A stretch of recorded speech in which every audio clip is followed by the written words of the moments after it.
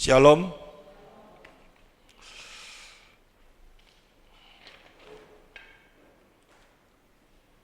Dalam bulan ini saya menyampaikan firman Tuhan tentang kehendak Tuhan. Apa yang harus kita tangkap di dalam kehidupan kita menghadapi situasi-situasi yang sekarang ini supaya kita bisa berjalan di dalam kehendak-Nya. Kemarin jelas sekali mulai minggu pertama untuk supaya kita bisa berjalan di dalam kehendak-Nya. Yang pertama, kerangka berpikir kita untuk bersedia menerima firman Tuhan, bukan pilih-pilih, tetapi semua firman Tuhan kita terima di dalam kebenarannya. Ya, caranya. Yang kedua, menyediakan waktu untuk bisa bersyukur dalam segala hal.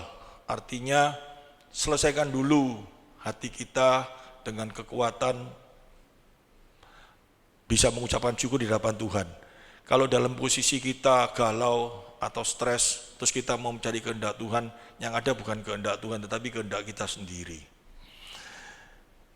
Yang terutama, kalau kita mau berjalan dalam kehendak-Nya, yang jelas kita harus mencintai firman Tuhan.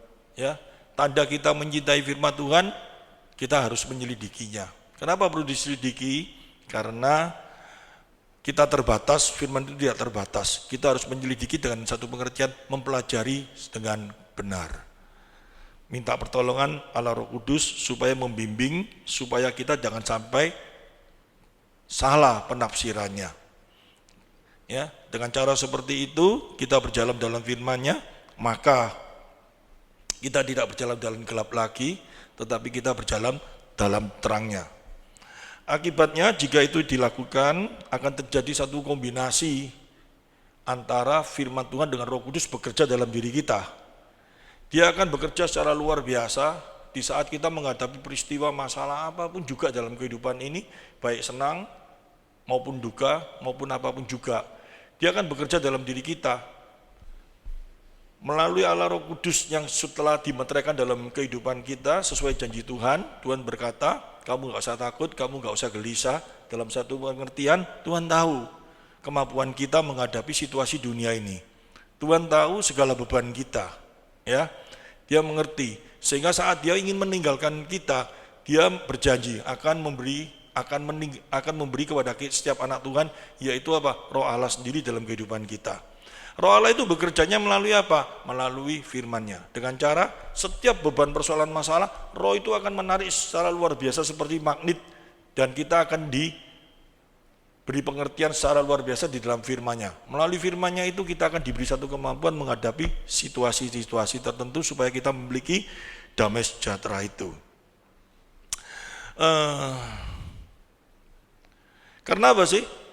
Karena damai sejahtera yang dari Tuhan itu sering dipalsukan. Banyak sekali damai sejahtera yang ada dalam dunia ini yang seolah-olah akan membuat seseorang itu menjadi damai sejahtera dalam kehidupannya. Bahkan sampai dengan beribadah pun banyak damai sejahtera itu dipalsukan. Itu bukan sekarang, mulai zaman pada waktu para nabi, damai sejahtera itu sudah dipalsukan. Kita lihat bersama di dalam Yeremia pasal 6 ayat 13 sampai 14. Yeremia pasal 6 ayat 13 sampai 14. Sesungguhnya dari yang kecil sampai yang besar di antara mereka semua mengejar untung, baik nabi maupun imam semuanya melakukan tipu. 14. Mereka mengobati luka umatku dengan memandangnya ringan. Katanya damai sejahtera, tetapi tidak ada damai sejahtera. Luar biasa enggak? Jadi mulai daripada zaman dulu, zamannya para nabi, sudah dilakukan hal itu. Jadi kebohongan-kebohongan, ya. Jadi mereka memberikan cara-cara supaya seolah-olah kalau beribadah dengan cara-cara yang seperti ini mereka ada damai sejahtera. Tetapi damai sejahtera itu tidak akan mereka dapat, ya. Kenapa seperti itu? Karena kalau bukan damai sejahtera itu datangnya dari Injil kebenaran firman Tuhan, gak mungkin bisa. Kenapa gak mungkin bisa? Nah ini kita harus mengerti dengan baik, kita belajar dengan baik. Di dalam Galatia pasal 1 ayat 6 sudah saya jelaskan, yaitu orang-orang yang bertobat. Pada waktu ditinggal oleh Rasul Paulus diajar tentang Injil yang benar, dimasuki oleh orang Ibrani yang masih paham Taurat, menggabungkan antara Injil dengan Taurat. Akhirnya mereka mengalami satu ibadah dengan kekuatannya sendiri, emosi yang dibawa, tetapi makna Injil itu menyimpang, sehingga Rasul Paulus berkata itu Injil yang lain. Kenapa sih seperti itu? Saya mau masuk ini lebih dalam. Saya akan menjelaskan melalui dulu di dalam Ibrani pasal 9 ayat 14. Hubungannya apa? Coba kita lihat.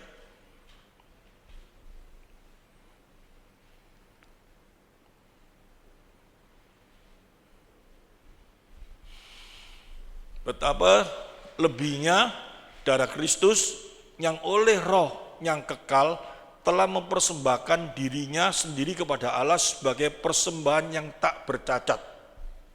Ya, akan menyucikan hati nurani kita dari perbuatan-perbuatan yang sia-sia. Ini kelihatannya dibaca ya seperti itu, tetapi maknanya sangat dalam, supaya kita dapat beribadah kepada Allah yang hidup. Ini luar biasa sekali. Ya, dari sini akan saya jelaskan pelan-pelan betapa lebihnya darah Kristus yang oleh roh yang kekal telah mempersembahkan dirinya sendiri kepada Allah sebagai persembahan yang tak bercacat. Kita harus sadar yang di bawahnya ini sudah berkataan akan menyucikan hati nurani kita dari perbuatan-perbuatan yang sia-sia. Semua agama itu berusaha untuk apa? Menghilangkan segala tuduhan di dalam hati kita. Hati nurani itu menuduh terus dengan berusaha berbuat apa? Berbuat baik, berusaha hidup kudus, berusaha dengan syariat-syariat agama supaya apa? Bisa menekan hati nurani dalam hidupnya, dalam hidup pribadi seseorang. Saya kasih contoh ya. Misalkan seseorang itu melakukan satu perbuatan yang enggak baik, entah itu suka minum-minum atau suka berbuat dosa apa, saya enggak tahu. Caranya untuk supaya bisa mengalahkan dosa itu datang di gereja, berusaha untuk beribadah. Beribadah minggu tok, 1 minggu itu kan 7 hari. Ya, berusaha minggu tok, nanti setelahnya dia akan melakukan dosa lagi. Sehingga gereja menyediakan ibadahnya itu apa? Minggu, Senin, Selasa, Rabu, Kamis, Jumat, Sabtu. Balik minggu lagi. Nanti Senin apa? Doa malam. Selasa apa lagi? Nggak tahu persekutuan apa. Tujuannya bukan apa? Bukan Injil. Tapi tujuannya apa? Supaya tidak ada kesempatan untuk berbuat dosa. Pertanyaannya mungkin masih mungkin pada waktu dia berdoa dia nggak berbuat dosa. 1 hari penuh dia berdoa, kan mesti keluar. Setelah keluar dia rasanya apa? Dosa lagi loh. Akhirnya dia apa? Terus seperti itu. Dia berusaha seperti itu dengan sekuat tenaga. Pasti percuma, sia-sia, nggak bisa. Tetapi kalau kita pengakuan kita di dalam hidup kita jelas sekali betapa lebihnya darah Kristus yang oleh roh telah mempersembahkan dirinya sendiri kepada Allah sebagai persembahan yang tak bercacat. Artinya apa? Segala kuasa dosa yang ada dalam diri kita ini yang harus kita akui itu diselesaikan Kristus di kayu salib. Selesai. Ya. Tapi dalam kehidupan kita bisa jatuh. Bisa. Bukan enggak bisa. Tetapi kita bukan cara dengan menguduskan diri, tetapi kalau pada waktu kita mau jatuh, itu kita teringat akan pengorbanannya dia di kayu salib itu yang akan menjadi kekuatan kita supaya kita nggak sampai jatuh. Keteringatan itu terus dalam diri kita, kasih kita akan dia itu akan membimbing kita, memberi kekuatan kepada kita untuk melawan kuasa dosa. Tapi kalau kekuatan kita cuma berdasarkan apa? Pada waktu kita lakukan dosa, nanti aku beribadah. Wis beres. Kalau sudah di kebiasaan kayak gitu, pada waktu kita mau jatuh dalam dosa, kita hati nurani itu akan berbicara apa? Dosa aja nggak apa-apa, nanti datang ke gereja lagi, betul loh? Minta ampun lagi, atau doa berpuasa lagi, atau apa lagi? Dengan memberi sesuatu kepada Tuhan nanti menjadi beres. Kalau seperti itu, dosa itu bisa dikalahkan nggak? Sulit, karena apa? Bisa dibayar dengan kekuatan diri kita sendiri. Tetapi kalau kita teringat akan kasih-Nya, ingat kebaikannya dalam kehidupan kita, pada waktu kita mau lakukan dosa, kita teringat akan betapa luar biasanya Allah itu bekerja dalam hidup kita. Dia yang sudah melakukan hal itu semua, itu akan menjadi kekuatan bagi kita. Amin. Hanya itu. Kalau bukan itu, bukan Injil itu, Injil plus itu bagi Paulus terkutuk. Kenapa dia ngomong terkutuk? Karena kalau itu yang diajarkan, itu tidak akan menjadi kekuatan dalam hidup kita. Itu tidak akan menjadi kekuatan dalam hidup kita untuk melawan kuasa dosa. Kelihatannya sih cuman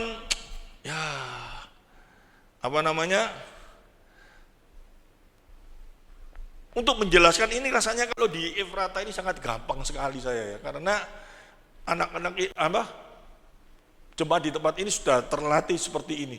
Kalau saya mengajarkan ini ke tempat orang-orang yang tidak pernah diajar seperti ini, sulitnya setengah mati gitu loh. Bahkan ada yang ngomong, loh kalau gitu aku tidak perlu ibadah, kalau gitu aku nggak perlu terus berdoa sama Tuhan. Ya, saya ngomong, kamu ibadah perlu, mau berdoa sama Tuhan perlu, sangat perlu, tapi spiritnya, tujuannya harus lain. Tujuannya bukan supaya kita hidup kudus, karena yang membuat kita kudus itu hanya Kristus. Nggak ada yang amin. Kalau yang membuat hidup kudus kita itu diri kita sendiri, ya kalau ada pemikiran yang seperti itu, berarti dosa yang kita lakukan bisa kita tebus dengan kekuatan kita sendiri. Kalau seperti itu, gampang benar kita berbuat dosa. Berarti anugerah itu sangat murahan. Tetapi anugerah itu mahal. Karya Kristus yang begitu luar biasa dihadirkan dalam hidup kita, memberikan satu dampak kasih yang ada dalam hidup kita. Dengan kasih itu kita mampu melawan kuasa dosa, sehingga dikatakan kasih itu bukti bahwa kita adalah anak-anak tebusan. Amin.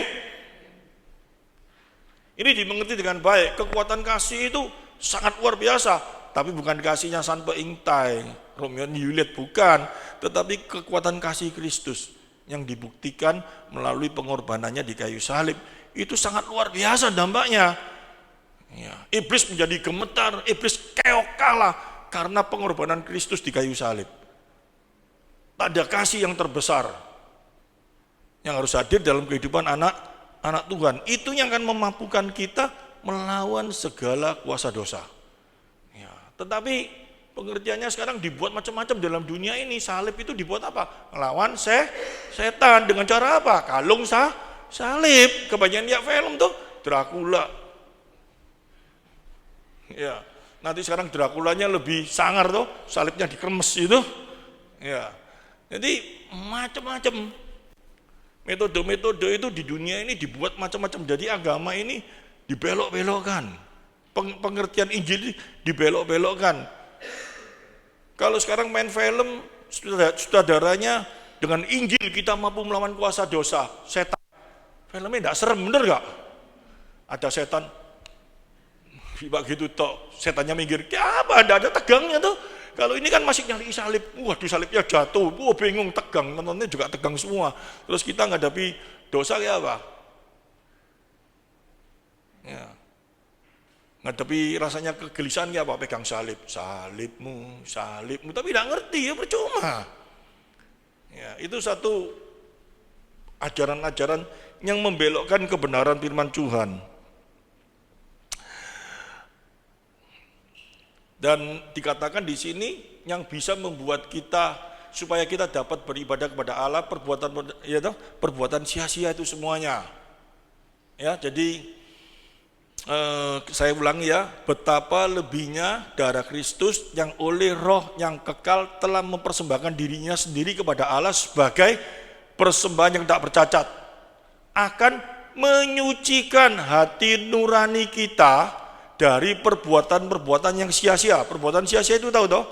Dengan kekuatan diri sendiri, dengan kemampuan diri sendiri, supaya kita menghilangkan tuduhan hati nurani. Ya tidak iso bang, hatinya ada di dalam diri kita mau melawan hati kita sendiri dengan kekuatan kita, nggak akan bisa.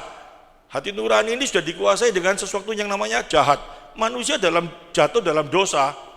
Manusia jatuh dalam dosa itu ya, mulai bukan ujung rambut, mulai dari yang ada dalam diri kita, semuanya dosa, termasuk hati nurani. Kalau semuanya sudah dosa, mau ngelawan yang dosa itu dengan kekuatan dosa mana bisa? Diri kita kan dosa tuh semuanya tuh. Otak kita semuanya, hati nurani semua sudah dosa. Tidak ada hati nurani baik, itu tidak ada. Hati nurani tanpa pimpinan Allah Roh Kudus itu jahat. Tapi ajaran yang ada dalam dunia ini, agama yang ada dalam dunia ini, semuanya mengajarkan apa? Caranya bagaimana manusia supaya bisa berkuasa atas hati nurani. Nggak bisa. Yang bisa berkuasa atas hati nurani adalah kasih Kristus yang hadir dalam hidup kita. Amin. Itu penting. Kalau ini bagi jemaat Efrata, kalau ini tidak mengerti, Anda bergumul dengan dosa untuk melawan kekuatan dosa, nggak akan bisa. Nah, caranya kayak apa? Apa yang harus diingat supaya kita bisa melawan kuasa dosa dengan kasih itu apa? Kasih yang bagaimana? Damai sejahtera itu akan ada dalam diri kita bila kita percaya bahwa kita adalah umat tebusannya. Nah, kita adalah umat tebusannya. Ditebus dari apa? Ditebus dari apa? Gaden. Ditebus dari apa? Dosa, ya toh? Nah, semua orang berdosa, itu harus nomor satu. Ya, kita ditebus dari dosa. Tebusan artinya apa? Kita ngerti toh? Tebusan itu apa? Dibayar lunas. Dibayar lunas. Yang bayar lunas siapa? Kristus. Berarti bukan dari kemampuan diri kita. Itu harus disadari dulu. Sehingga pada waktu kita mau menghadapi dosa, kuasa dosa, ini tak kasih tahu ya, mau menghadapi kuasa dosa apapun juga. Kalau kita sebagai anak Tuhan ataupun kita belum anak Tuhan, kita masih pegang pakai hati nurani. Hati nurani itu akan nuduh kita atau kalau kita berbuat dosa. Kan untuk melawan itu semuanya kita harus sadar. Kalau dengan kekuatan kita nggak bisa. Nggak bisa. Hanya kekuatan Kristus harus hadir dalam hidup kita. Caranya kayak apa? Pada waktu kita menghadapi dosa, terus kita berpikir, wis tak lawan dengan apa? Dengan aku menjauhi dosa. Tak lawan dengan apa? Biasanya kayak apa? Kalau kita menghadapi ini, tahu ini dosa yang nggak baik ini, kita mau lawan dengan kekuatan apa? Yes. Mikiro DWW satu-satu. Dengan kekuatan apa? Sak sukanya. Pernah berhasil enggak? Pernah satu kali berhasil. Yang enggak berhasil berapa kali? Terus-terusan, ngerti itu? Aku menahan diri, tidak mau marah. Marah itu dosa, tahan sekali, gitu. Nanti besok orang ini sudah kebacut, meledak lagi. Enggak bisa. Karena ada satu kemampuan kita bisa melawan kuasa dosa itu. Kita harus sadar yang mampu menebus dari kuasa dosa itu siapa? Kristus. Sehingga pada waktu kita mau menghadapi dosa, yang harus ada dalam pikiran kita apa? Aku gak mampu dan aku percaya bahwa Yesus sudah menyelesaikan ini. Segala sesuatu yang tidak kita mampu sudah Dia selesaikan di kayu salib. Roma pasal 8 ayat yang ketiga, gak salah. Coba dikuatkan, saya ingat itu tiba-tiba. Roma 8 ayat 3, rasanya loh ya. Sebab apa yang tidak mungkin dilakukan hukum Taurat. Oh iya betul toh? Hukum Taurat itu kan perbuatan toh. Karena tak berdaya oleh daging, ini loh. telah dilakukan oleh Allah dengan jalan mengutus anaknya sendiri dalam daging. Artinya apa? Segala perbuatan kita yang nggak mampu melawan kuasa dosa itu, perbuatan kita apa semuanya? Segala kekuatan kita untuk melawan kuasa dosa ini loh, yang nggak mampu kita hadapi, itu telah diselesaikan oleh Tuhan di kayu salib. Artinya kayak gini, aku punya bojo ini, aduh, tobat, mencek nopul, nyakiti aku terus, gak kuat aku melawan orang ini. Kamu memang gak kuat, hatimu pegel gak karu-karuan, tapi itu sudah diselesaikan oleh Tuhan di kayu salib. Kamu akan diberi satu kemampuan, kekuatan untuk melawan siapa? Bojomu yang mencekno itu, gitu loh misalkan. Atau orang yang paling mampu menyakiti kamu, rasanya orang ini sulit, tapi kamu bisa melayani dia dengan kasih. Karena apa? Kalau kamu gak bisa ngelawan orang ini, bencekno orang ini kurang ajar, terus kamu melawan dia dengan kekuatanmu sendiri, dengan caranya kayak apa, membuat dia disakiti balik, ya kamu masih di dalam kuasa kekuatanmu. Bisa? Nggak bisa. Tapi kalau kamu melayani dia dengan kasih Kristus, kamu akan diberi satu kemampuan untuk bisa melawannya. Bukan dengan kekuatan kita sendiri, tapi kita akan melayani dia di dalam kasihmu. Ini artinya ya, misalkan karena biasanya yang mokong itu yang laki tuh, ya jarang perempuan itu yang mokong ya. Saya ngomong kayak gini karena saya ngalami ya. Ya, yang mokong itu biasanya si suami, ya. Tapi suami di sini baik-baik semua. Ya. Kita mau ngelawan dia, nggak berjaya, dongkol terus. Rasanya kayak apa ngelawan ini? Waduh Tuhan, gak kuat aku ngadapi ini Tuhan. Memang Tuhan tahu kamu gak akan kuat, karena dia sudah berbuat dosa luar biasa, dia menyakiti kamu luar biasa. Tapi Kristus ngomong, apa yang menjadi kekuatanmu itu, kamu harus berpegang kepada aku. Karena orang yang sudah lakukan dosa ini semua, sudah aku kalahkan di dalam salibnya. Dengan cara apa? Kamu jangan melawan dia dengan kekuatanmu sendiri, tapi kamu harus melawan dengan kasih Kristus. Karena kasihnya dia membuat kita menjadi menang. Amin. Dosa itu bisa dikalahkan hanya dengan kasih Kristus. Tanpa kasih Kristus, dosa dilawan dengan kekuatan perbuatan kita sehebat apapun, tidak mungkin bisa. Dengan apapun nggak bisa. Kamu boleh coba. Kalau bisa, Yesus nggak perlu mati di kayu salib. Sehingga Tuhan pada waktu mengajarkan kepada setiap anak-anaknya, kalau kamu disuruh jalan 1 kilo, kamu jalannya 2 kilo. Kalau kamu ditempelin pipi kiri, kasih pipi kanan. Kalau gini, itu rasanya kan mustahil kita bisa lakukan semua. Tapi itu sudah dilakukan Kristus di dalam diri kita, amin. Dia bisa, kita harusnya bisa lakukan hal itu, karena kalau kita percaya bahwa itu sudah dilakukan Kristus dalam hidup kita, supaya kita diberi satu kemampuan mampu menghadapi itu semua, supaya kita menjadi apa?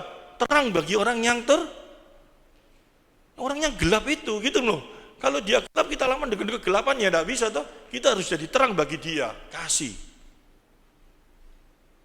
Bahkan nanti kita tahu, kalau kita nanti baca terus ya, nanti kamu belum mengucurkan darah seperti Kristus untuk menghadapi dosa.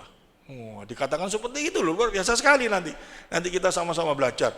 Dan kita pasti ngomong, nggak mau aku. Justru Yesus mati bagiku supaya aku gak kucurkan darah, aku hidup seneng tok. Ya itu ajaran yang salah. Ngerti maksudnya? Ajaran yang salah, karena di dalam firman Tuhan yang diajarkan apa? Kalau kita bisa melakukan segala sesuatu yang seperti Kristus lakukan, itu sukacita, amin.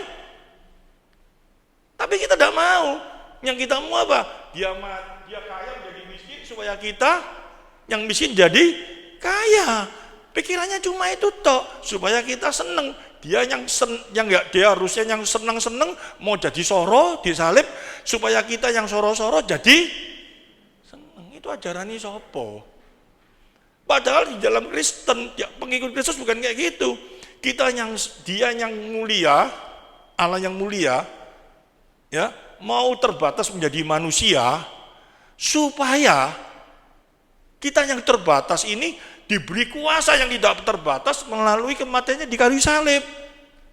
Itu kaya, amin. Kekuatan yang tidak terbatas itu apa? Menghadapi apa? 39 kurang 40 kurang sekali dipecut, ya toh? Yang dialami oleh Rasul Paulus itu adalah satu kebahagiaan dalam diri Paulus kalau itu karena Kristus. Amin. Yang amin satu orang mesti takut semuanya.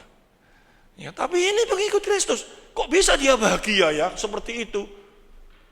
Menghadapi situasi yang di dunia ini tidak enak kok bisa bahagia. Kemarin kau bilang kan sudah tak kasih tahu semua. Ending daripada kehidupan ini bukan 70, 80 tahun, 90 tahun, 100 tahun. Tapi kekal. Ngerti maksudnya? Saya gambarkan, kalau kita menerima siksaan, ya, siksaan yang tidak enak dalam kehidupan dunia ini, paling lama berapa lama sih? Masuk selama mulai bayi 0 sampai 70 tahun siksa terus kan enggak toh? Ada enak pada waktu makan titik-titik sing enak, ada soroi, ada enak, ada soroi. Maksimum paling enggak enak, geger sakit apa 80 tahun, 90 tahun selesai. Bener ya? Bayangkan ya, kalau kesakitan yang kita alami di dunia ini sih paling enggak enak lah, apa misalkan cantengan gitu ya. Ya, cantengan itu kan enggak bisa tidur, goyang titik cekot gitu terus. Bukan 100 tahun. Bukan 200 tahun. 1000 tahun, bukan 1000 tahun. 1000 tahun kali 1000 kali 1000 selama canteng. Rasanya apa? Cantengan bukan 1, 10 jari kita cantengan kabeh. Rasanya kayak apa? Saya nggak usah ngomong sisaan yang lain. Dibakar oleh api gini. Mungkin ada yang enggak merasa pernah terbakar oleh api, tapi cantengan mungkin semua pernah ngerasa, no ya. Ya apalagi ibu barusan cantengan tuh. Sakitnya kayak apa? Kesenggol. Aduh. Itu selama-lamanya. Semua orang kan menghadapi itu semua kalau tanpa Kristus hadir dalam hidupnya. Tetapi karena Kristus hadir dalam hidupnya, kita diloloskan. Nah, bukti bahwa kita diloloskan itu apa? Nanti kita sama-sama belajar. Meskipun 40 kali kurang sekali menerima hajaran yang seperti Kristus alami, tapi dia tahu setelah ini aku tidak akan mengalami cantengan selama-lamanya. Aku hidup dengan apa? Damai sejahtera, tidak ada sakit penyakit. Sehingga Rasul Paulus ngomong apa? Bahagia. Aku bahagia, ya toh? Ya seperti itu. Kalau cuma pedomannya yang kita pikirkan 70, 90, 100 hari di dunia ini yang kita cari, ya salah. Jangan ke Kristus gitu loh. Tapi bukan berarti kalau ke Kristus itu semuanya harus menderita. Enggak, ngerti? Tapi jika itu terjadi dalam kehidupan kita, bisa nggak terjadi? Bisa atau tadi kan saya ngomong mulai umur 0 sampai 70 mosok soro terus. Kan ada soro, seneng. Tuhan paling tahu kekuatan kita, benar ya? Kekuatan kita dia tahu kok, apalagi kita anaknya dijagai sama dia secara luar biasa. Nggak mungkin, wah gak tahu kan, pokoknya kon tak coba kon sakit atau gak kuat tak buang neraka, kan enggak. Dia kan berjanji, ujian pencobaanmu tidak akan melebihi kekuatanmu. Kita aja pada waktu menerima ujian titik, aduh Tuhan tidak kuat, Tuhan paling tahu tuh. Ya, jangan kayak anak, ya kayak misalkan kayak sama namanya anak kecil, wis warak, padahal apa? Belum marek, belum kenyang, didolangi sak piring ya tetap masuk itu loh. Tapi dia ngomong apa? Mau, gak kuat. Mamanya kan tahu toh. Tahu gak? Onju itu makan 2 sendok, enggak mau, warak. Mamanya tahu ini masih lapar, didolong terus enggak? Ya. Yang paling tahu itu siapa? Mamanya. Kita yang paling tahu siapa? Tuhan. Kita menghadapi problem masalah sebesar apapun juga kita ngomong enggak kuat. Tuhan tahu enggak kita masih kuat apa enggak? Masih kuat. Enggak mungkin kalau kita enggak kuat dia sampai membuat kita hancur, enggak mungkin. Ya, itu kita pegang. Percaya bahwa kita adalah umat tebusannya. Percaya tebusan artinya apa? Kita ngerti, dibayar toh. Kenapa kita harus ditebus? Karena kita nggak mampu menebus sendiri. Dengan perbuatan kita, dengan apapun juga kita nggak mungkin. Ya, ditebus dengan apa? Dengan apa? Dirinya sendiri. Nah, kalau ditebus dengan dibayar apa? Orang banyak ya, orang yang mampu, kita memuji, waduh orang itu luar biasa, nyumbang, Jackie Chan itu menyumbang berapa? Saya barusan dengar ini karena dia gak suka dengan anaknya, apa semua kekayaannya dia 350 US dollar, juta US dollar dia sumbangkan nanti kalau dia mati ke apa? Panti asuhan kalau dia mati. Sekarang masih hidup, masih duitnya masih apa dia? Sumbang no kabeh coba. Itu aja kita kagum enggak? Waduh kok ada orang kayak gitu mati nyumbangkan. Mati duit gak ada rasanya kok, bener gak? Mati uang itu enggak payu di surga itu mau dibeli dia apa enggak payu, disumbangkan enggak masalah, waktu hidup dia masih perlu. Dhisik katanya aku mati tak kasih no, bener ya? Ya, itu yang kita kagum, tapi kalau Yesus kayak apa? Dia yang memiliki segala sesuatu, dia mau menjadi terbatas. Dan dia memberikan hidup bagi kita. Dia menebus dan dia mati untuk kita. Itu lain jauh. Dia bukan membayar dengan 350 juta US, tapi dia membayar seluruh hidupnya untuk kita. Itu harus kita sadari. Ditebus dengan sesuatu yang sangat mahal. Dan kita gak mampu, berusaha dengan kekuatan kita gak mampu. Dan yang ditebus itu bukan masalah cuma 350 juta US ataupun 1 triliun US. Tidak mau tak kasih 1 triliun US, tapi kamu cantengkan dirijimu 10 selama-lamanya. Kamu gak akan bisa nikmati duit itu, betul gak? Kamu menikmati apa? Tanganmu gini semua, kesenggol titik sakit, diobati apa? Tidak bisa sembuh, pokoknya sakit terus. Termasuk hidungmu sakit, gigimu semua sakit. Ayo, gigimu semuanya itu sakit, cokot-cokot semua, kupingmu budak sakit semua, tak tambahi lagi ayo. Matamu bueleken, ayo semuanya sakit, kamu dikasih uang seluruh dunia mau. Dan sakitnya itu tidak sementara, selama-lamanya. Bukan 1 tahun, 2 tahun, 1000 tahun, kali 1000 kali kekal, sakit gitu terus. Nggak mau toh? Kita bayangkan itu semua. Dan Tuhan itu memberikan itu bagi kita. Supaya kita menerima satu hal yang damai. Itu yang membuat kita damai sejahtera. Itu yang membuat kita luar biasa. Sehingga pada waktu dikatakan penderitaanmu yang kamu alami saat ini tidak ada apa-apanya dibandingkan dengan sukacita yang akan kamu terima. Amin. Menghadapi genderuwo, ngadapi laki yang rasanya mokong ndak karu-karuan aja kita rasanya mati aku, apa seperti itu. Salah besar. Ya, sekarang kita lihat. Setelah dan sebelum ditebus kita di mata Allah itu bagaimana? Bahkan setelah ditebus, apa yang kita lakukan terhadap Tuhan? Nah ini loh, kenapa kok kita ini kok mau melakukan segala kehendaknya?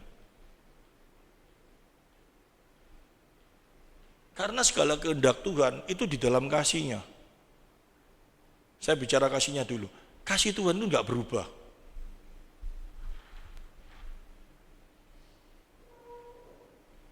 Ya, segala kehendaknya itu dalam kasih-Nya. Kasih Tuhan itu enggak berubah. Itu satu hal yang sangat luar biasa. Sehingga apa? Kalau dia berkehendak itu kan perintah toh, perintahnya. Dia memerintahkan hal ini. Kamu kalau lakukan ini kamu akan damai sejahtera. Terus dia enggak ada. Karena kamu sudah kurang ajar perintahku ini, tak coret enggak jadi enggak. Tetap berlaku bagi kita, enggak berubah.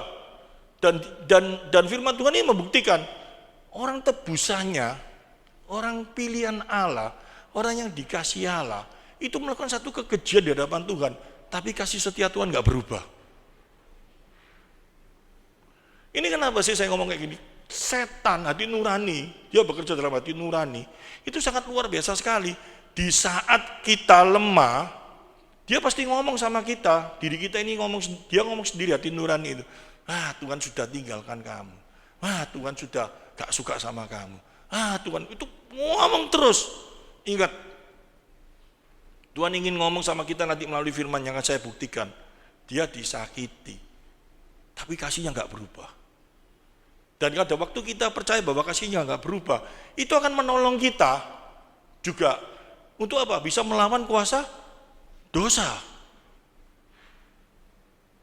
Orang tebusan Tuhan itu masih sering jatuh dalam, bahkan suka terbawa kepada satu hal sehingga orang itu sangat jahat sama Tuhan, boleh dikatakan seperti itu. Karena apa? Terpengaruh keadaan dunia ini dan berkompromi dengan dunia ini. Nah, saya kasih contoh di dalam kitab Hosea.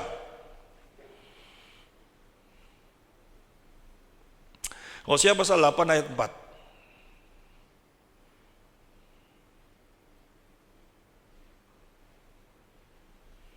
Kenapa sih saya ajarkan ini semua sekarang? Yang pertama, satu, saya kan sudah janji, saya ngomong apa? Bahwa anak Tuhan bukan saya ajar teologi saja, tetapi perlu psikologi. Di mana kehidupan kita ini yang nyata ini, jiwa kita ini suka bergolak, jiwa kita ini suka terbawa. Salah satunya Tuhan ajarkan, ini loh, umatku, umat Israel, umat yang aku kasihi, yang aku bawa keluar dari Mesir. Setelah keluar dari Mesir, Tuhan memberikan perintah enggak sama mereka? Ingatkan selalu, ajarkan mereka selalu, betul loh, bahwa aku yang membawa engkau keluar dari Mesir. Ingatkan hal ini, kamu enggak boleh kawin campur dengan orang-orang yang bukan aku ingini, enggak boleh. Dikasih peringatan-peringatan, enggak boleh ini, enggak boleh ini, enggak boleh, enggak boleh ini. Tapi kenyataan dalam hidup ini ya, Pak. Mereka telah mengangkat raja tetapi tanpa persetujuanku. Mereka mengangkat pemuka tetapi dengan tidak setahuku. Daripada emas peraklah mereka membuat berhala-berhala bagi dirinya sendiri sehingga mereka dilenyapkan. Ini pada saat itu orang-orang menghadapi satu beban yang sangat luar biasa. Akhirnya menghadapi tekanan karena perbuatannya mereka sendiri. Bangsa ini sudah dikasih tahu nggak boleh hal itu, tetapi kenyataannya mungkin berpikir kayak apa pada waktu ada di Kanaan itu. Perempuan-perempuan anak Tuhan cantik-cantik, tapi anak Kanaan juga perempuannya mosok elek-elek. Mungkin ya ada yang lebih cantik toh, terus mereka ngomong apa? Ah, podo perempuannya nggak apa-apa lah, Tuhan kan ngerti. Gitu. Padahal itu pada waktu itu Tuhan perintahkan nggak boleh kawin dengan lain. Tapi kompromi. Zaman sekarang ini banyaknya kayak gitu enggak? Banyak. Komprominya bukan soal itu, tapi komprominya soal apa? Macam-macam. Tuhan tahu kok. Ngerti dah? Yang penting hatiku sama engkau Tuhan, aku sama perempuan ini aku seneng. Nanti aku akan bawa dia supaya bertobat. Tuhan sudah ngomong jangan. Pada waktu itu kan diperintahkan jangan. Tapi kalau sekarang kan boleh semuanya, betul ya? Tapi pada waktu itu diperintahkan jangan. Itu untuk siapa sih? Untuk ngajar kita. Saat ini.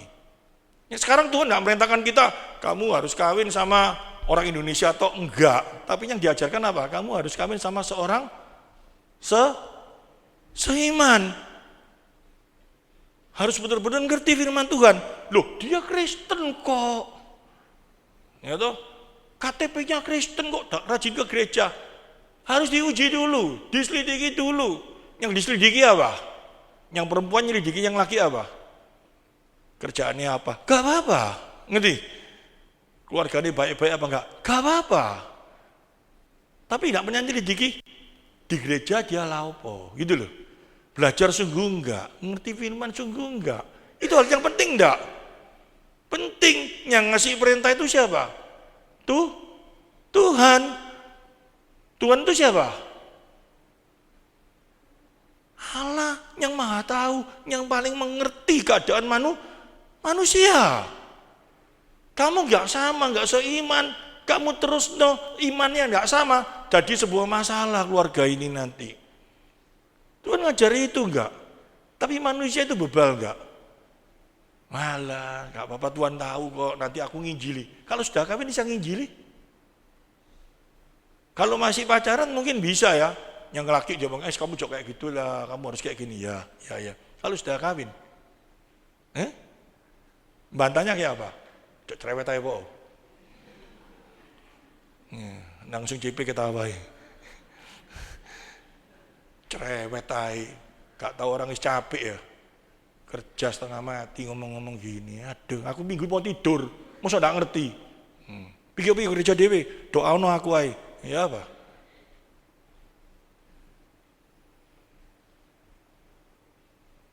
Pada waktu mau pacaran apa, kita sebagai orang tuanya kita tidak menyelidiki itu. Setelah mereka menikah terjadi gempuran, kita yang apa? Nyalain Tuhan lagi. Ini soal itu, belum soal yang lain, kompromi banyak sekali. Baru-baru ini ada yang konseling sama saya, dia pusing ngadapi istrinya.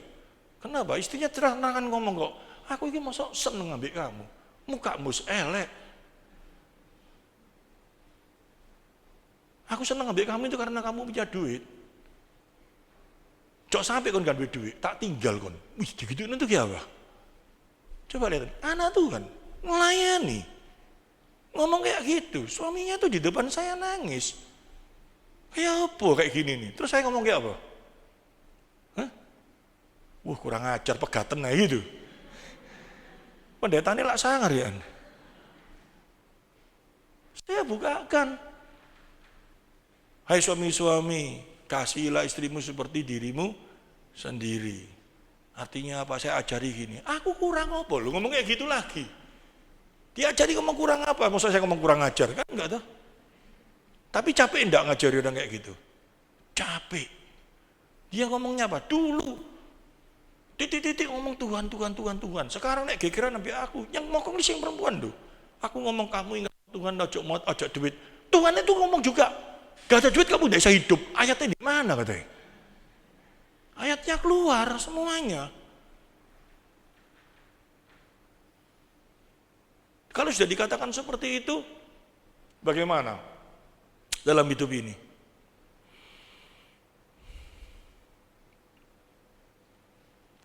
Ya, pada saat bukan orang Kanaan yang menyembah berhala, tetapi dia adalah umat Allah sendiri. Artinya apa? Pada saat di Hosea pasal 8 ayat 4 ini yang melakukan hal-hal yang gak usah tanya Allah apa semua itu bukan orang Kanaan, tetapi Hosea ini menegur umat Allah sendiri. Segala sesuatu dia tidak berjalan dalam kebenaran firman Tuhan, tidak berjalan dalam kehendak Tuhan, dia berjalan dalam kehendaknya sendiri. Akhirnya apa? Menghadapi apa? Menghadapi sebuah masalah.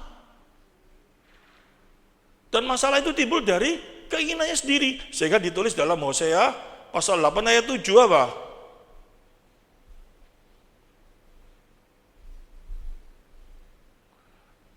Sebab mereka menabur angin, maka mereka akan menuai puting beliung. Artinya apa? Melakukan dosa, ya terimaan itu konsekuensinya. Puting beliung itu sesuatu yang lebih gede luar biasa. Dosa itu akan bekerja dalam diri dan membuat mereka apa? Montang panting, ngerti maksudnya? Gandum belum menguning tidak ada pada mereka. Tumbuh-tumbuhan itu tidak menghasilkan tepung dan jika mereka memberi maka orang-orang lain menelannya. Ini Tuhan lakukan hal itu supaya mereka diajar, ngerti ya? Tapi yang penting kita jangan ngomong. Sekarang kalau kita ambil ini ayat ini terus kita ngomong, orang itu hidupnya susah, orang itu karena dosa, belum tentu.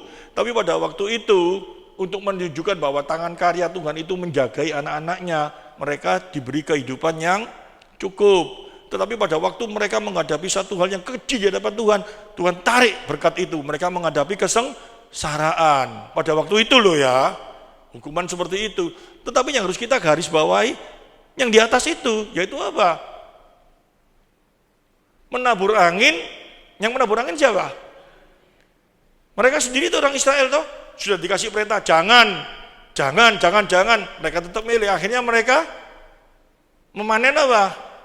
Menuai apa? Puting beliung. Nah, di omongan ini udah digawe omongan, nanti suami ngomong titik, kamu nabur angin kamu nanti ya. Janganlah. Bukan ayat kok dibuat orang itu nggak boleh. Tetapi dengan mengerti ini kita tahu dia mau menabur angin, kita cegah dia. Amin. Dengan apa? Dengan kasih, gitu. Dengan kasih. Dari awal kan tadi saya sudah katakan supaya kehendak Tuhan bisa bekerja dalam hidup kita dengan satu kemampuan apa? Dengan kasih. Kita layani, kita ingatkan tentang kasih Tuhan. Itu yang akan membuat satu dampak orang itu menjadi ingat. Ingat kasihnya, ojo nyanyi tok, itu loh. Jadi betul-betul itu harus ada dalam diri kita. Ya. Yang kita rasakan pada waktu diajar sama Tuhan itu rasanya kayak apa? Rasanya kayak apa? Diajar sama Tuhan, karena kita dosa diajar toh. Ya kita ini anak toh, bukan anak gampangan toh, pasti diajar toh. Yang kita rasakan ya apa? Nah ini Yeremia, ya nabinya menulis di ratapan. Dia nulis ya apa? Coba kita semua hari ini, semoga nggak ada yang di sini rasakan seperti ini ya. Karena nanti penderitaan. Ya kita buka ratapan pasal 3 ayat 3.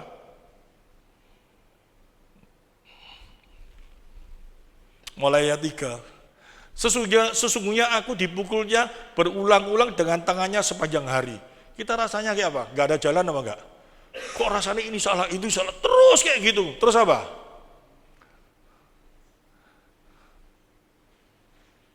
Terus ia menyusutkan dagingku dan kulitku, tulang-tulangku dipatahkannya. 5. Ia mendirikan tembok sekelilingku, mengelilingi aku dengan kesedihan dan kesusahan. Ini apa artinya? Rasanya tidak ada jalan keluar. Yang ada cuma apa? Susah, putus asa. Mau ini salah, mau kerja ini gak ada, rasanya gak ada jalan.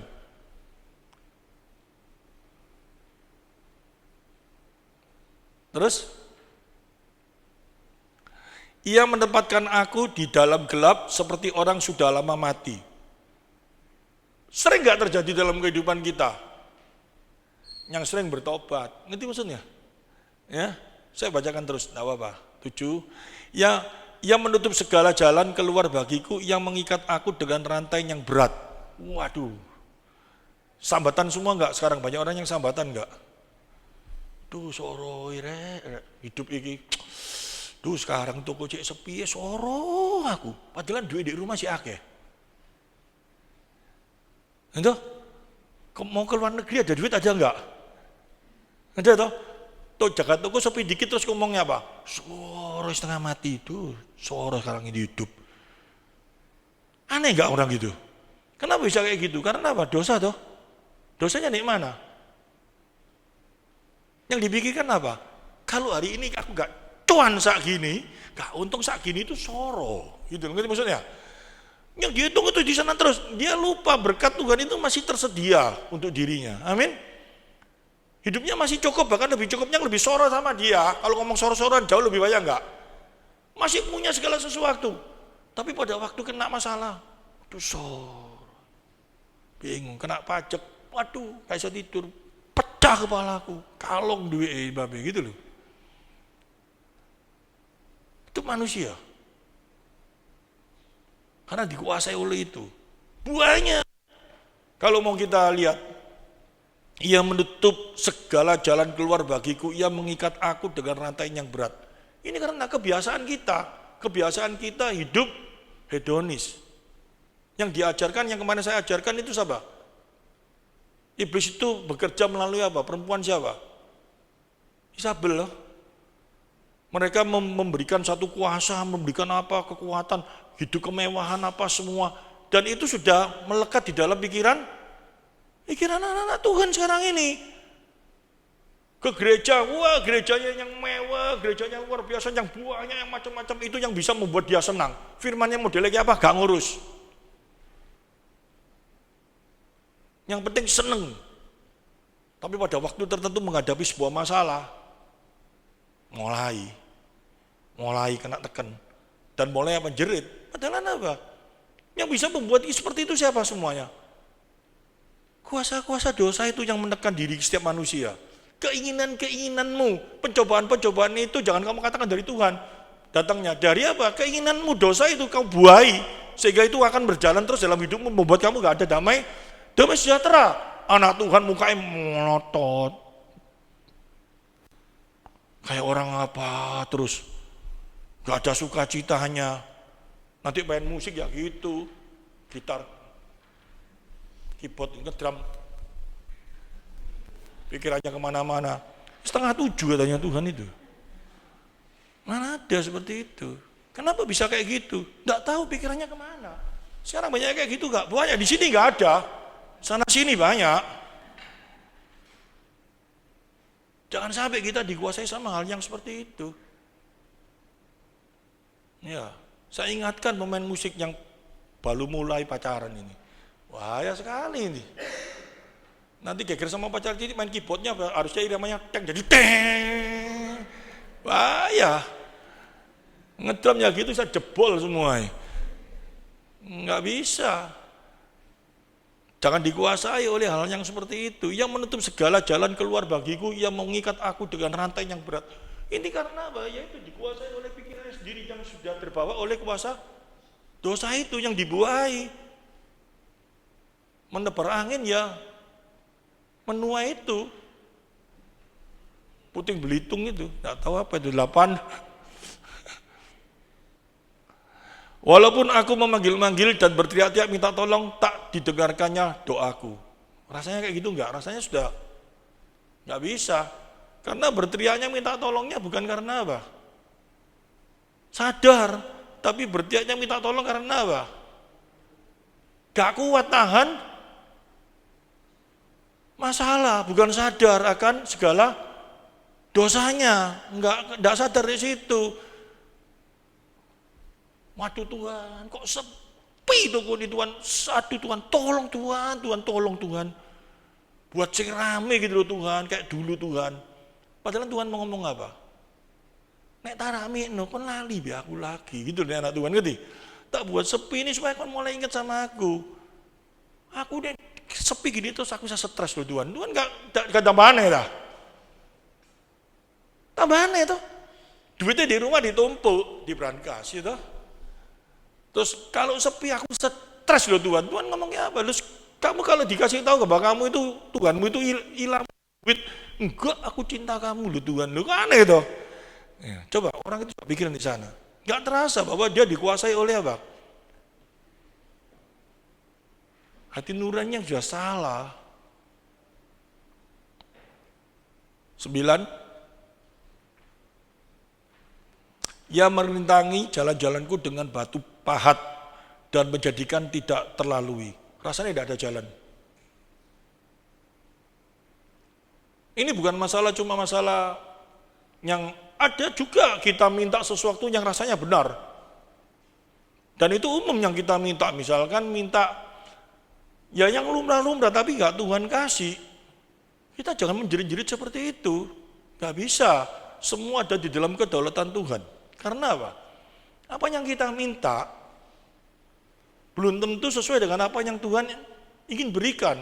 Dan yang Tuhan berikan itu adalah yang terbaik bagi kita. Jangan kita ngomong, bisa loh Tuhan ini menurut hukum Tuhan. Ini baik. Belum tentu, karena Tuhan tahu. Kalau kamu diberi ini akan menjadi lebih baik apa enggak. Yang paling tahu Tuhan. Terus kita ngomong, gak bisa Tuhan, aku yang paling tahu daripada engkau. Berani kamu bantah kayak gitu. Kan gak bisa toh. Nah, coba kita seringkali gak bantah kayak gitu.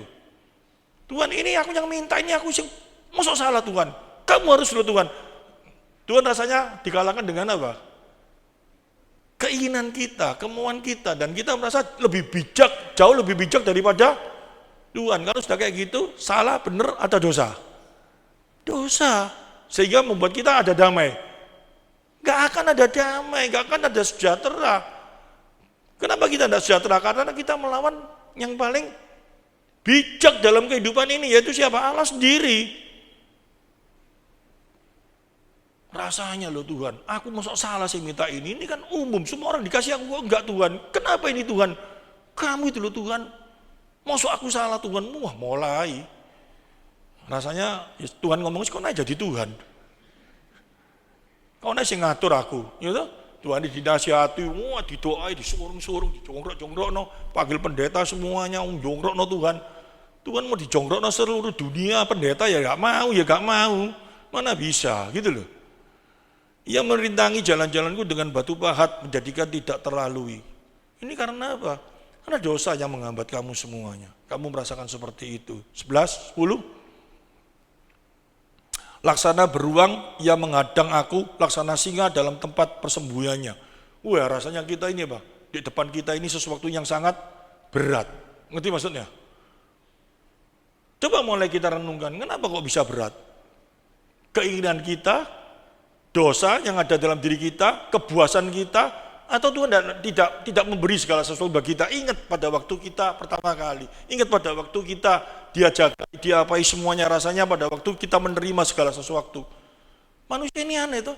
Pada waktu bayaran cuma 1.000, Tuhan terima kasih. Pertama kali kerja itu loh, ngerti? Ya, waduh Tuhan, thank you Tuhan. Toko, saya masih ingat loh. Pertama kali buka toko, ada orang beli cuma satu baut, ngerti maksudnya?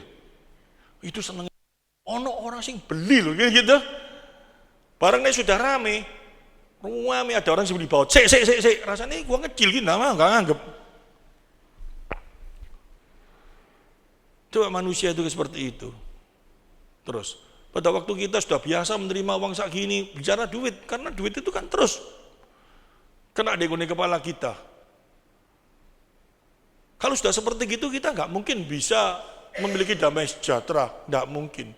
Karena keinginan-keinginan kita yang menguasai hidup kita sendiri. 11. Ia membelokkan jalan-jalanku, merobek aku, dan membuat aku tertegun. Plonga-plongo, ngerti maksudnya? Bingung karepe dhewe. Ya, stres, akhirnya apa? Depresi, terus apa? Asal jangan gantung diri kayak Yudas kamu. Ya, itu manusia. Kalau saya teruskan sampai dengan ayat 20, itu penderitaan terus, coba kita baca aja. 12. Ia membidikan panahnya, menjadikan aku sasaran anak panah. Rasanya kita ini apa? Wah, Tuhan itu kok ngasih aku sengsara terus, gitu. Penari sing ada cuma apa? Masalah tok ya. Sudah bikin pentol akeh, seneng-seneng. Hujan ada sing beli Tuhan dia opo sih Tuhan iki kebacut. Rasanya kayak penderitaan ini kok terus gitu dalam hati. Bisa kayak gitu enggak? Itu manusia. Rasanya kok jalan ini, kita ini ditekan sudah berharap-harap ini, aku butuh ini Tuhan. Tambah hujan, tambah dikasih. Wah, sama Tuhan rasanya kita kayak apa? Semua ngadepi kok, saya juga ngadepi seperti itu. Anak manusia seperti itu. Tapi nanti satu hal yang harus kita pegang. Dalam situasi kita menghadapi itu semua, apa yang harus kita pegang? Kalau kita nggak bisa melihat kebaikan Tuhan, kalau kita nggak bisa lihat kenapa Tuhan izinkan itu terjadi dalam hidup kita, yang ada cuma apa? Dongkol. Rasanya hidup nggak, mati juga nggak mau, paling nggak enak itu. Makanya orang suka ngomong apa? Setengah mati, gitu.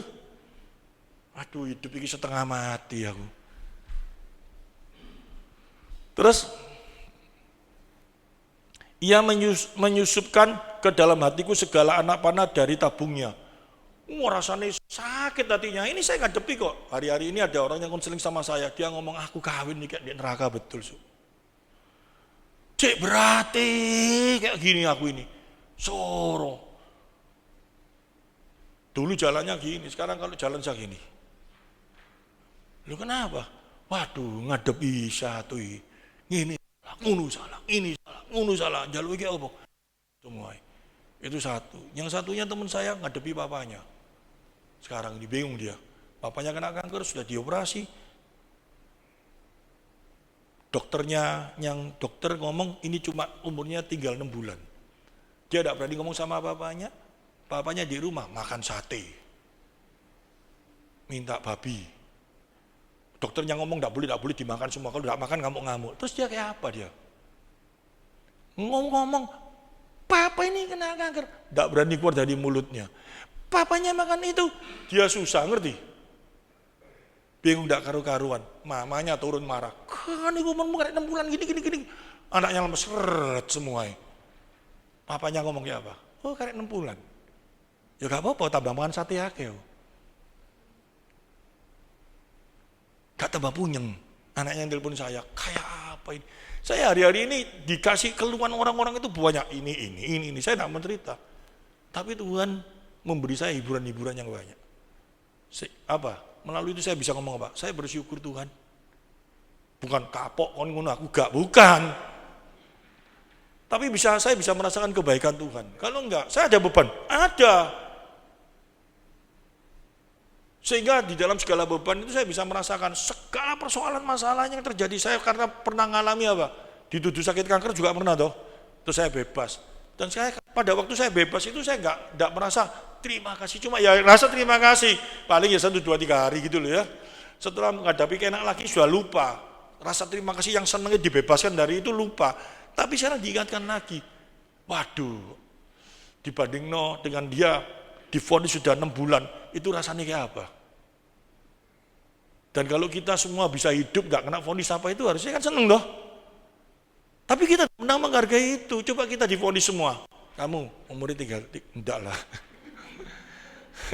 Saya tidak berani ngomong. Kalau kita divonis, kamu 3 bulan, 4 bulan, 1 tahun, 2 tahun, dikasih 10 tahun aja lah, kita mau. Di Tuhan, cek medite 10 tahun ini itu rasanya kayak apa? 14. Aku menjadi tertawaan bagi segenap bangsaku, menjadi lagu ejekan mereka sepanjang hari. Ini ada kok, semua manusia menghadapi ini semua. Berat terus, 15. Yang mengenyangkan aku dengan kepahitan memberi aku minum ibu. Jadi racun, jadi ini terus terjadi dalam kita. Untungnya satu sekarang. Tapi kita belajar dari sang Nabi. Pada waktu menghadapi tekanan yang itu semua, dia tulis di dalam pasal 3 ayat 21 mulai, coba kita lihat apa. Tetapi hal-hal inilah yang kuperhatikan, oleh sebab itu aku akan berharap. Ada pengharapan. Pengharapannya apa? Coba kita lihat. Sampai 25. Tak berkesudahan kasih setia Tuhan, tak habis-habisnya rahmat-Nya. Tak berkesudahan kasih setia Tuhan. Luar biasa enggak? Artinya apa? Yang terjadi segala beban, masalah, persoalan yang kita hadapi itu bukan karena Tuhan benci sama kita. Amin. Kasihnya Tuhan itu enggak pernah berkesudahan. Terus terjadi dalam kehidupan kita. Dia enggak pernah meninggalkan kita. Dia enggak pernah kehilangan kasihnya terhadap kita karena dia memang kasih.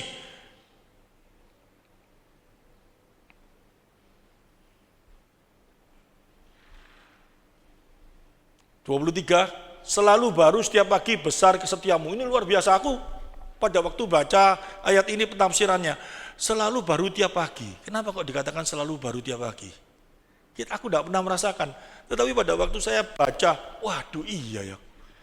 Pada waktu ada masalah beban malam, kita biasanya kalau beban itu terjadi apa?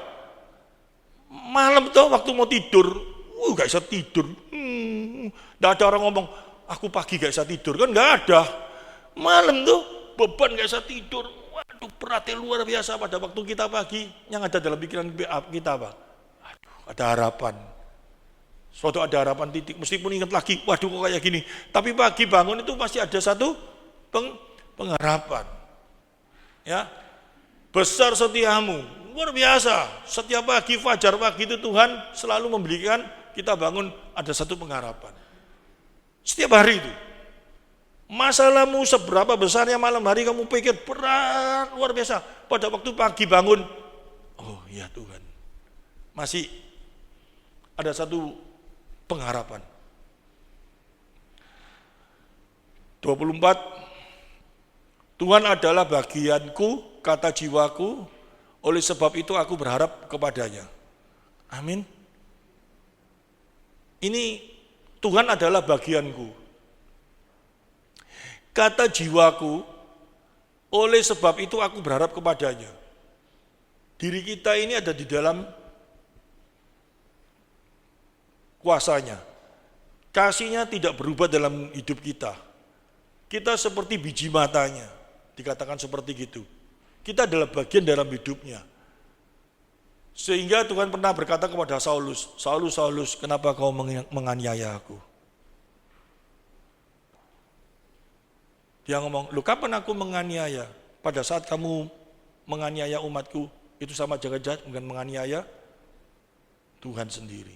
Dia rasakan segala penderitaan kita. Dia rasakan segala beban kita. Sehingga janjinya kepada kita, pasti enggak, dia tahu kok segala kekuatan kita, dia tahu kok. Ya. 25.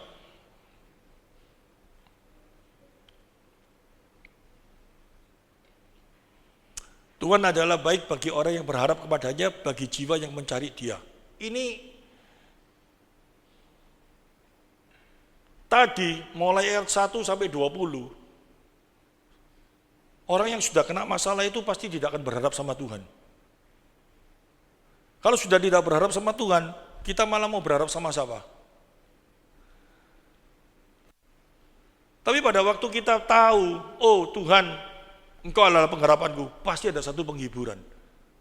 Kenapa kita berkata, Tuhan, Engkau adalah pengharapanku, akan menjadi kekuatan bagi kita? Karena kita sadar, pada waktu kita berbicara, Tuhan adalah pengharapanku, karena Dia yang akan memberikan segala sesuatu di dalam hidup kita. Apalagi saat ini. Ini pada waktu ditulis ratapan ini perjanjian lama. Kasih setia Tuhan nyata bagi bangsa Israel pada waktu itu. Tapi sekarang di PB makin nyata enggak? Kasihnya ditunjukkan dalam kehidupan kita bagaimana? Bagaimana? Ayo hati-hati kalau jawab.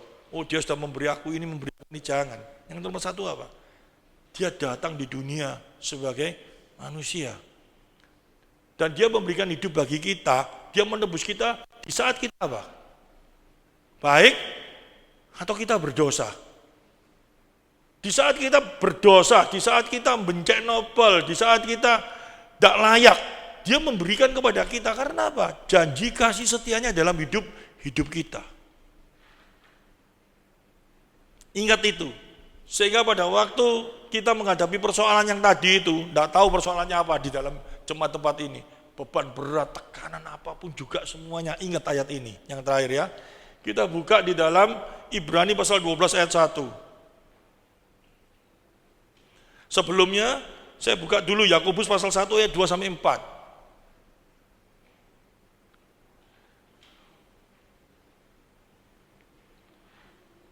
Bukanlah kamu telah membuat Yakobus pasal 1.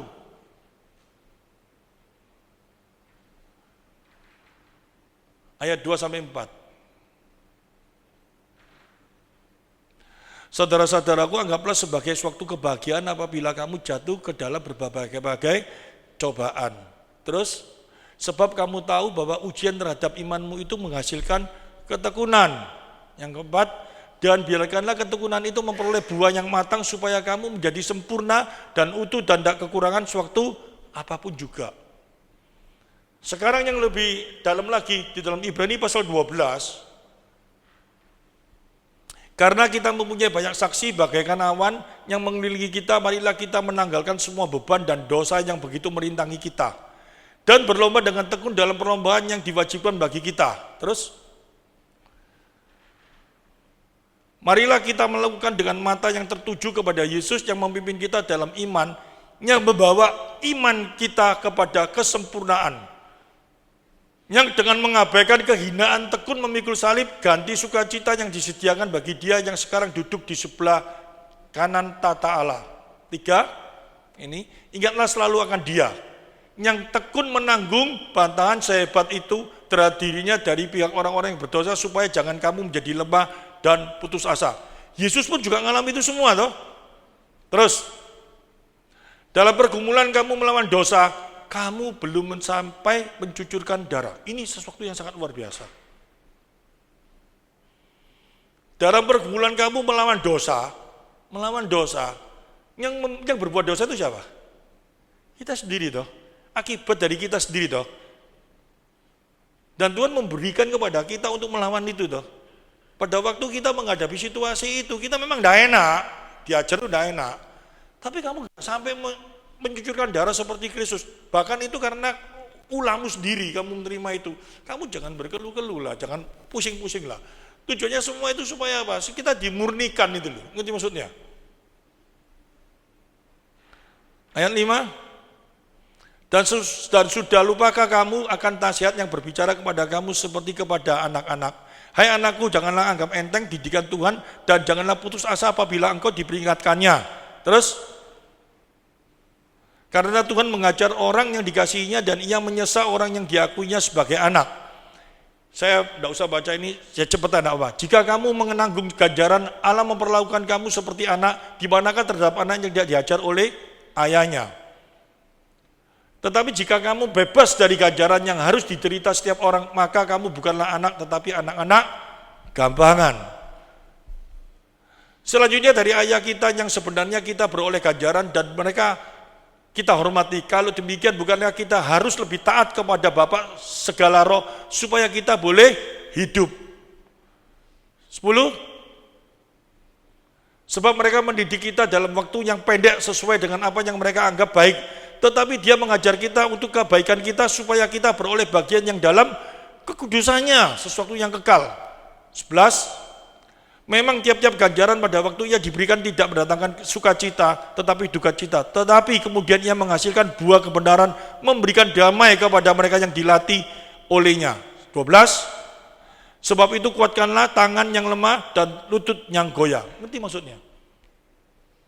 Yang membuat kita dosa itu diri kita.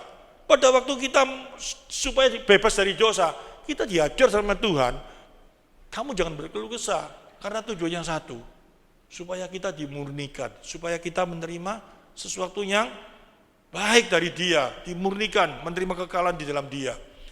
Karena kita bukan anak gampangan, tetapi kita anak beneran di dalam Dia. Ya, ini diingat semuanya. Sehingga kenapa kita mengikut Tuhan kok menghadapi satu persoalan masalah? Kita bukan mencari masalah, tapi masalah itu bisa terjadi dalam kehidupan kita. Itu karena apa? Ya karena segala hal yang sudah ada dalam kehidupan kita yang selama ini, yaitu apa? Dosa itu yang membuat kita jatuh terus itu. Dan Tuhan itu terus bekerja dalam kehidupan kita dimurnikan supaya kita timbul seperti emas. Caranya kayak apa? Yang menghadapi ini semuanya dalam kehidupan kita. Tidak ada orang dalam dunia ini lempeng-lempeng saja, itu tidak ada. Semua akan menghadapi itu semua. Dan kalau kita menghadapi itu semua di dalam Tuhan, dan kita sudah merasakan, pada waktu kita merasakan beban itu yang begitu berat, ingat satu, bahwa Dia selalu baik dalam hidup kita. Ingat satu, Dia memberikan pengharapan sama kita. Kalau itu ada dalam hidup kita, itu akan menjadi kekuatan kita. Kalau enggak, ya dibaca tadi ratapan, mulai pasal 3 ayat 1 sampai 20. Mau hidup kayak gitu terus atau selanjutnya 21 sampai 25 pengharapan bersama Tuhan. Ya, kalau itu yang kita pegang, maka sukacita luar biasa yang terjadi dalam kehidupan kita saat ini. Amin firman Tuhan.